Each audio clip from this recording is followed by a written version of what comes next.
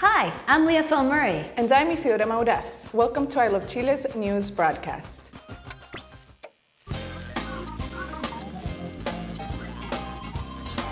These are your latest headlines. Fetch election results, Piñera's controversial joke, Communist Party want Neruda's remains exhumed, Teletón success, and Hidroaicén to build the power line route. Ali Jabri will fill us on in culture and entertainment with Canto por Chile this weekend, Day of Chilean Cinema, and Rihanna announces concert in Chile. And finally, in Chilean sports, Sports Gala La Moneda and the Copa Sudamericana final.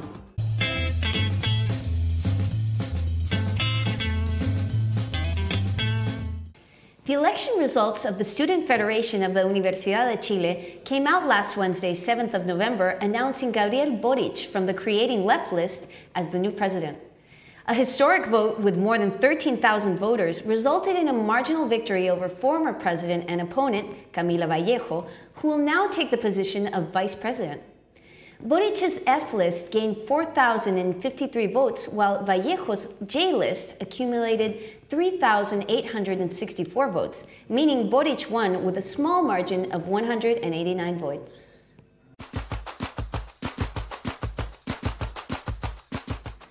The Central American heads of state met this week in Mexico, where President Piñera caused controversy by telling a sexist joke, since criticized by Chilean politicians, who claim it reflects badly on Chile and gender politics within the country. Response on social network site Twitter from opposition Senator Jimena Rincon and Women's Minister Carolina Schmidt indicated the joke was not well received, within Rincon branding it a prehistoric and sexist remark. Schmidt added that whilst the president was known to tell jokes, she did not find this kind amusing.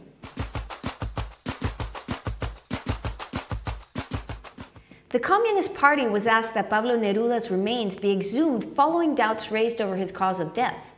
Although it was previously thought Neruda had died of prostate cancer on the 23rd of September 1973, new allegations have been made by his driver Manuel Araya, saying that he was injected with a poisonous substance the day before his death, provoking a cardiac arrest. The Santiago hospital in which he died, Clínica Santa Maria, have declined to release the patient medical records of the period. As the doubts surrounding the circumstances of Neruda's death mount, Eduardo Contreras, the lawyer representing the Communist Party, believes that the only way to find out the true cause of his death is to exhume his remains, currently located at his Isla Negra home. Chile's telethon event last weekend ended in success, as the country managed to raise a total of 21.7 billion Chilean pesos, with fireworks and the Ode to Joy in the background. The telethon successfully culminated 27 hours of love from the National Stadium with more than 2 billion pesos above the estimated goal. The event closed with Mario Kreutzberger, the founder of Chile's telethon, thanking the media, artists, and animators who had accompanied him and the country.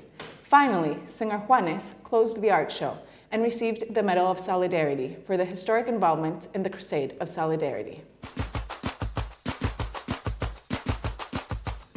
Earlier this week, the joint energy venture between Endesa and Colbún, Hidroaicén, began a public consultation process on the power line project between Cochrane and Chaitén.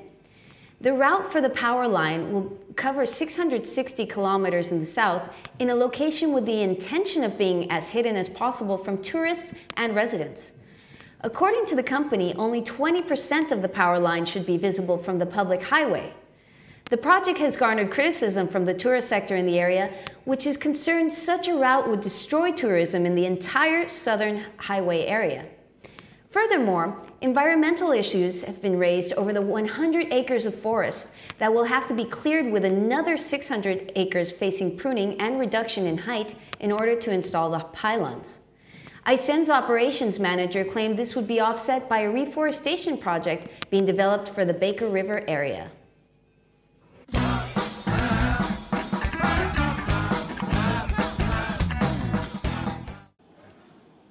Hi, I'm Ali Jabri with another section of Chile's culture and entertainment. This weekend, festival Canto por Chile took place in Santiago's Movistar Arena, featuring a variety of famous Chilean music artists. The event was organized by Un Techo para Chile, an organization which constructs shelters for impoverished families, and featured the talent of Los Jaivas, and Movimiento Original, among many others. This is the first year the festival has run.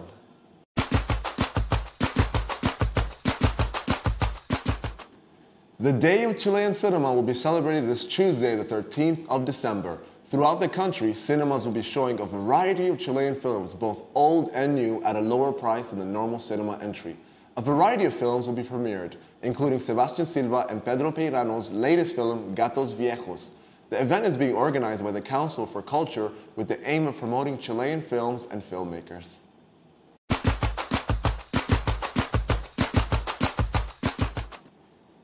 Following the success of Britney Spears' concert in Santiago 2 weeks ago, pop star Rihanna has confirmed she will perform in Santiago's Movistar Arena next March, in what will be her first performance in Chile. This is welcome news to the singer's Chilean fans, many of whom were disappointed when she performed at Brazil's Rock in Rio festival last September, but did not perform in other South American countries. Although there is no set date, it is expected the date will be released in the coming weeks.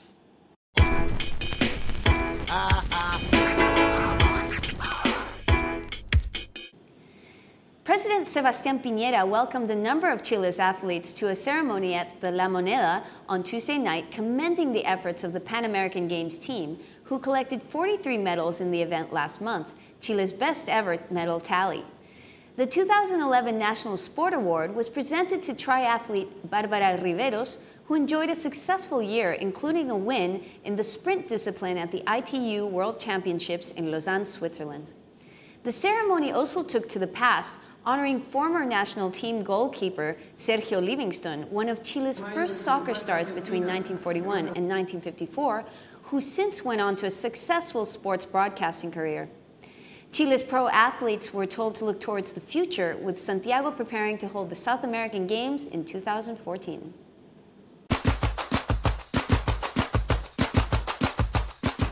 Next Wednesday, the Universidad de Chile soccer team will once again take on the Liga de Quito of Ecuador in the second leg of the Copa Sudamericana final, with this being the first time the team has reached the final of the Copa Sudamericana competition.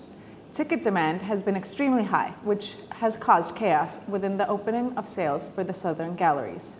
Feria Tickets has announced that tickets will now only be available from the National Stadium and by next Wednesday likely to be sold out.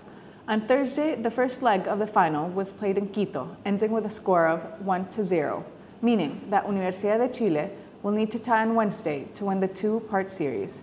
Striker Eduardo Vargas has been the star of the competition so far, leading the goal-scoring lists with 8 goals after the semifinals. Well, that's all for now on ILC's TV News. Don't miss us next week for your weekly news about Chile in English. Need some daily updates? Log into ilovechile.cl for your daily news provided by Chile's most read English language news source. See you next time.